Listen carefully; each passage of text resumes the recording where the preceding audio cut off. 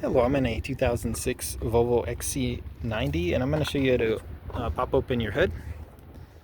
So from here, we'll look right under here and you should see a lever, something like this, that'll feel a little resistance. And as you pull it, you should hear a sound as well.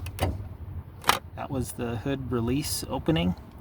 Might take a few tries, but that should do it for you for the first step. And then obviously go up to the hood.